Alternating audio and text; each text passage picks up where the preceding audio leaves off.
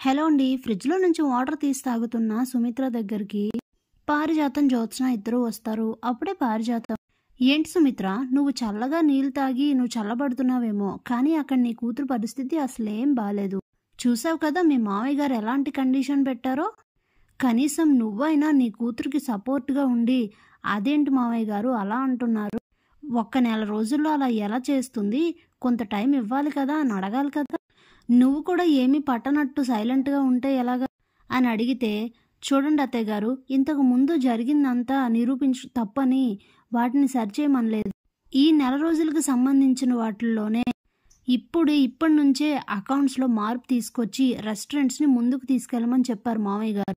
అందులో అయితే మామయ్య గారు తప్పేం లేదు. అయినా జ్యోత్స్న గురించి మీకేం తెలుసని మాట్లాడుతున్నారు?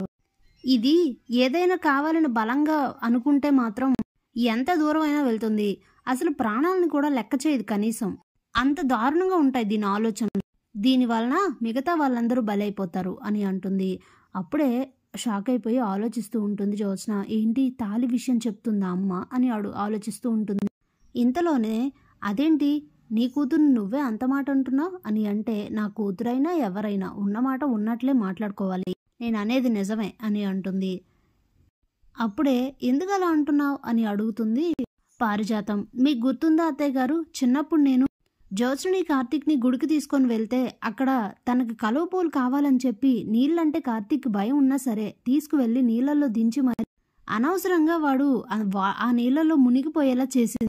వాడు వద్దు నాకు భయం అన్నప్పుడు ఆగిపోతే బాగుండు కదా, కానీ తను ఏం చేసింది, తనకు కావాల్సిన దానికోసం ఎంతకైనా తెగిస్తుంది. చూసారా మరి, అలా ఉంటుంది జ్యోత్స్నతో. దానికి చిన్నప్పటి నుండి ఇప్పుడు దాకా అదే అలవాటు ఉంది, ఎప్పటికి మారుతుందో అని అంటే, అదేదో అయిపోయిందిలే సుమిత్ర అని అంటుంది పారిజాతం. ఏంటత్తయ్య గారు అయిపోయింది? ఆ రోజు గనక జ్యోత్స్న వయసున్న ఒక పాప వచ్చి కార్తీక్ని కాపాడింది. ఒకవేళ అలా కాపాడకపోయి ఉంటే నా కూతురు కారణంగా నా మేనల్లుడు చనిపోయాడనే నిందని జీవితాంతం మోస్తూ బతకాల్సి వచ్చేది. అలా నేను ప్రశాంతంగా ఉండగలనా? ఈ అలవాటు ఇప్పటికైనా మార్చుకుంటే బాగుంటుంది అని అంటూ ఇక అక్కడి నుంచి వెళ్ళిపోతుంది సుమిత్ర. Thanks for watching.